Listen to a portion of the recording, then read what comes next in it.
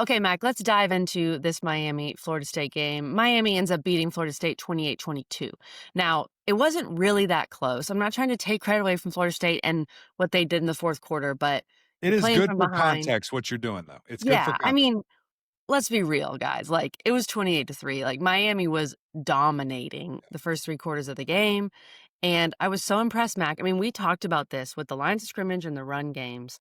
Neither team was able to do much running the ball, but Florida State said, "Okay, Miami, we're gonna make you throw it." And Miami said, "Cool, like, we're gonna do that." Carson Beck was 20 of 27, 241, 4 touchdowns. Malachi Toney is absolutely freaky special. If he played for Alabama, everyone would be talking about him like Ryan Williams last year. And I feel like the broadcast actually did do a good job talking about him and talking about how he reclassified and he's that young and it's unreal what he's doing. And also that CJ Daniels was huge for this team Mhm. too, Mac. Miami is the best team in the country. I know the AP poll isn't going to reflect that because Ohio State, but Miami is the best team in the country. I think that's pretty obvious at this point, Mac. Do you agree? Yeah. No, I'm totally with you. And I think you and I have kind of, we've thought that way, Yeah. for a little while now because they're the most complete team. And when you're the most complete team and you're older and you're experienced in really key spots, that usually translates to also being And you have the the best team. wins. And you You have have the wins. wins. You You have have the 3 ranked resume. wins. You have 3 better wins than anybody else in the Yeah. entire country. And so, I think that matters. It's not just us saying that after a bunch of G5 and FCS games. Like, these are big time matchups, big time wins on the road against Notre Dame in week 1, and against a really good USF team as well there. So, I think all that matters, And and it really Florida, stacks up.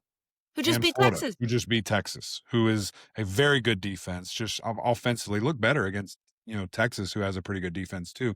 So yeah, all those matter, and that's a really big deal. So I do want to take a second to just reflect on the weekend because, as you mentioned, we were Mm. in Tallahassee. A lot of Knowles. It was exciting. We had the emotions of Jimbo Fisher. We had the passion of Taylor Tannenbaum. So it's like I'm literally surrounded by Seminoles, and I'm jacked up, and Norvell's there, and all these great players, and everybody's doing the war chant for like 18 straight Oh, hours. God. And I got caught up in that, and I wanted to be an entertainer, Mm. and I picked the Seminoles on national TV, and everybody was excited. The fans went nuts. I ate the W like Jameis Winston, and then after the game, Mario Cristobal comes over to me and gives me a hug, and the very first thing he says to me is, "You picked against us." I called you out. I He said, called "Coach, you out, Mac. I didn't know if you needed extra motivation. I was just trying to help." And on top of that, KG, I was brought into the Hurricane family, and they all felt like I disrespected them, Wow. turned my back on them. So Miami fans, that's on me. I'm sorry. I'm human. I liked, I like the Kool-Aid over there in T-Town. All right? Tallahassee. So I loved that's on seeing me. the pictures of you and Mario. First of all, you guys look like you are besties, which Yeah. you are. You Yeah. are. Mario is almost like he was like, "I gotta find Eric Macklin. I gotta hug him." Um, but, I think they'll forgive you, Mac, and I get it. You were swept up in it. You got all these Florida Yeah. State fans Part of there. it. I was not on national TV. I was just on the Graham Lincoln Macklin podcast, but I picked Pretty close. Miami. Actually, worldwide. I don't know if you knew that. We are worldwide. I picked Miami, Mac, because I didn't believe the lines of scrimmage were even. Yeah. And I think that showed up. Tommy was running for his life. Now, we also talked about these quarterbacks, who was going to make mistakes and who wasn't. Castellanos made mistakes against Virginia, and those mistakes still showed up in this game, Mac, with the 2 Mhm. picks that were very costly for the Noles. And I thought that Miami defense was just nasty. I mean, Yeah. like we said, they had 3 points until the fourth quarter. Like that's huge. And I thought that they couldn't really protect Tommy Castellanos. And he also made some mistakes, like I get it, but he was sped up. They couldn't Right. run the ball as well. I didn't buy that the lines of scrimmage were even. I thought that Miami had the best line of scrimmage in the country, and I think that showed. Yeah, I totally agree with you, and we've been saying that for a long time as well. I did think, they would do maybe a little bit better job. Yeah. Now, at the same breath, in regards to, getting back to him and doing that, they only sacked him twice. Which, if you watch the tape and you see True. the numbers, you're like, these guys had 100 sacks. Like they got back there so many times. I think they had 36 pressures, registered pressures. Mm, And Ruben Bain had like 11 or 12 by himself. He had more than Florida State as an entire team combined. That's how good Ruben Bain was playing. And listen, we had Dalvin Cook on the broadcast. We had all these guys on the broadcast. And they're like, hey, you see 4 right there for Miami? 4 hands need to be on them. You don't just need one-on-one offensive tackle. You need to chip them. You need a tight end. You need a running back, something, slide to them. And as you would come to find, they did not do that a lot. And you saw kind of the consequence of that. And I think just to kind of focus on Florida State real quick, and then let's go to the Miami side. I think that the fight that we saw from them means something, because you bet your tail Miami wanted to finish that game 28-3 sure. or worse. They wanted to take the game away, to shut it down, to extend long drives, to score more points, and they couldn't. They couldn't do that. They couldn't finish the game for whatever reason, whatever you want to look at. So it was a very valiant effort. Now it was about a quarter and a half too late, and you wish you would have seen that from the jump start, just for a competitive, insane back and forth game. But they did not quit. They didn't give up on each other. Tommy, fighting to the very end. That offensive line, Mhm. receivers. I mean, guys were making plays left and right. Like, it was really fun to watch. Again, it was just too late. Mac, And I'm not saying ran out of time. Like Danny Cannell said, ran out of time. no, I think he's being silly. You just did it too late. It's not a because time thing. Miami It's just was also playing with a lead and, dominating. being Yeah. conservative, whatever.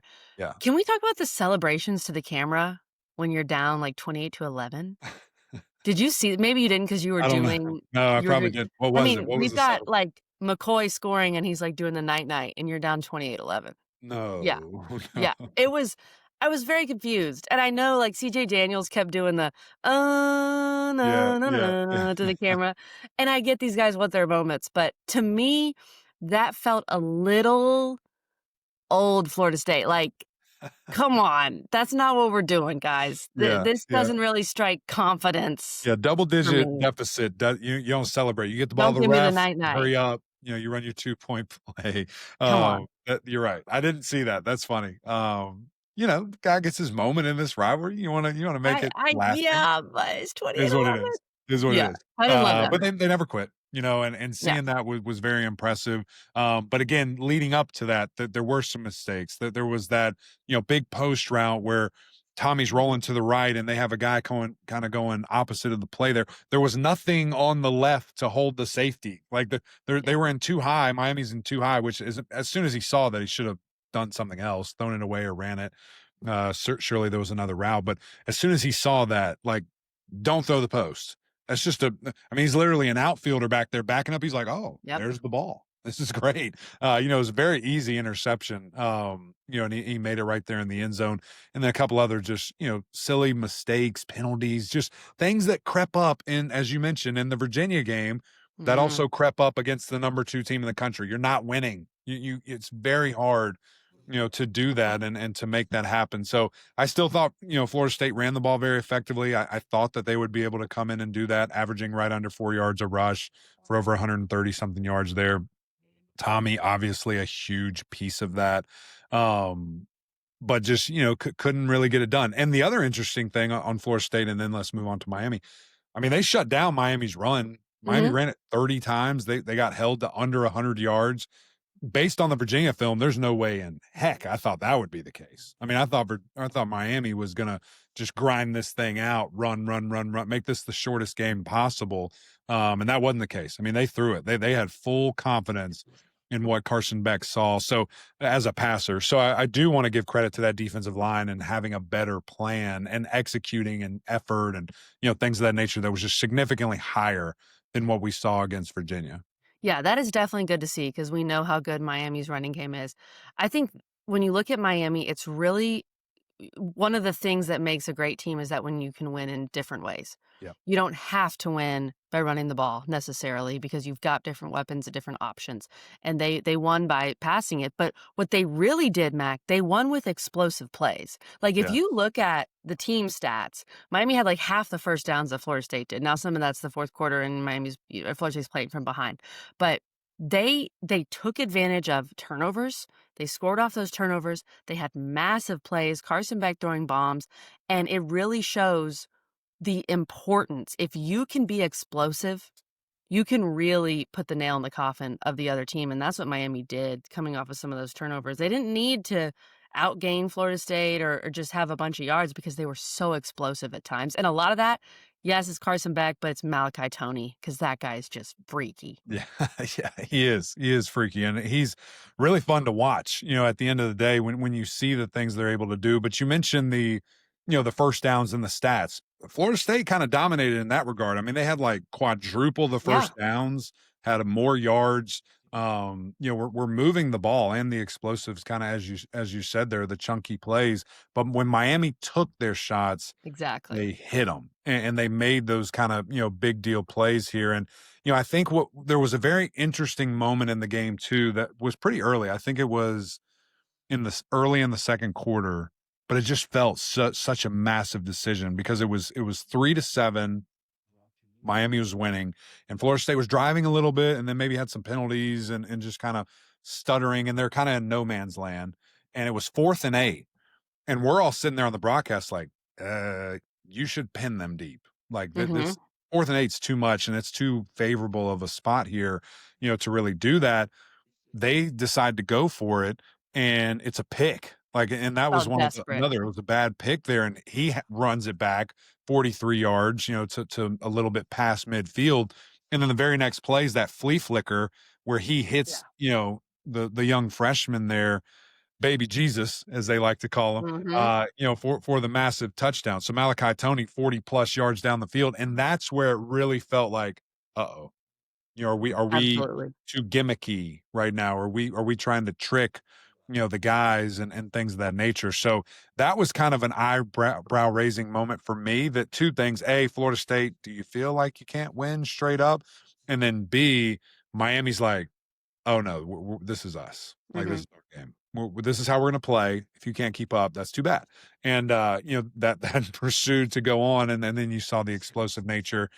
14 points in the second half, in the third quarter. But to me, the maturity of Carson Beck was just on full display. KG, like, he was seeing things happen so slow. Like, it was just like, oh, there they are, Yeah. bam, and Yeah. and would just rip it. And on the goal line, we're all and again, this was so fun. It was so unique for us because we're calling this game. We're sitting there, and I'm hearing coach's thoughts live. I'm hearing Eddie's thoughts live on what he sees and why he does it. But the unique thing was when they got down to the goal line for the second or third, or the first or third score, I don't remember, they had single coverage, over to their great wide receiver, and I'm just like, hey, here it comes. He's going to throw the slot fade here, and it's going to be a really good job to CJ Daniels. And instead, he broke down and did a slant. And Carson, the reason it was so wide open, Carson drug that fake out, the Mhm. RPO, and he got that safety to move down. And I don't think it was a read because it happened so fast. He runs that slant, bang, just right behind his head, and you just saw Carson time and time again manipulate the safeties, manipulate the secondary with his eyes, and then boom, he's ripping it, right where they came from down the field. So I think Carson Beck is one of, if not the best quarterback in the country. And his stats aren't going to be as gaudy or as sexy because he's a game manager, and In he the best way. does in the best way. And I don't there, you'll know when I mean that negatively. He does what the offense needs to do, and he calls the protections and the plays, and things of that nature to get them in the best situation. He does it at a very, very high level. So I think the emergence of those two receivers, has been very impressive with Tony and Daniels. And if they can get a third guy to kind of be that, that's when I think the offense will take a significant, Mm. one of the best in the country type of steps.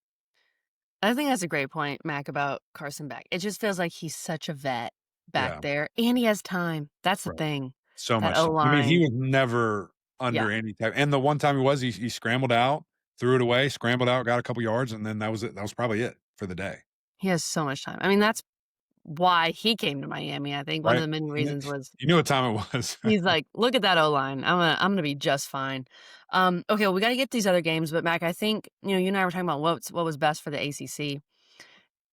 I think there's positives both ways. Obviously, Florida State now with 2 losses, you're really behind the 8 ball in terms of the playoff. It's not completely out of the question, but, we'll see. You do have that Bama win. That Bama win is huge, and Bama just continues to look better and better.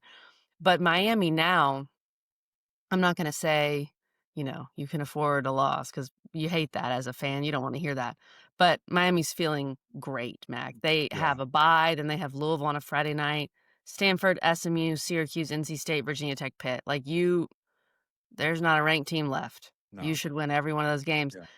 But you gotta keep the focus, and that's what I wanna see from Miami. That's what we didn't see last year. I Mhm. know they had a completely different team, and they were playing with fire every week with that defense, Yeah. but can my like, the U is back. Right. That's fair. Right. But show me your back by winning the rest of these games and handling your Mhm. business. And I think that will be, the biggest differentiating thing of this team is that defense is significantly better. Like that secondary was so fun to watch. I mean, guys Yeah. hitting, Yeah. getting interceptions, young freshman, from the 305, getting a huge pick there too. That was that first one that I was talking about there. He has 3 on the season, young true freshman, very impressive. And then like the just consistent play back there, but also the leadership and where Carson Beck came from. Mhm. He won't let that happen. Like he's not going to allow complacency to creep in. He's not going to allow anything but the standard that they expect, to creep in. And that's just how he's been ingrained for 5 years before he got to Miami. So I think those are two very different separators from a year ago. Yeah. And I love that about Miami too. You bring up these freshmen. Miami uses the portal, but they still recruit so well, and they recruit guys from South Florida, And and they play him. And they play yeah, him early. and that's what Miami fans love.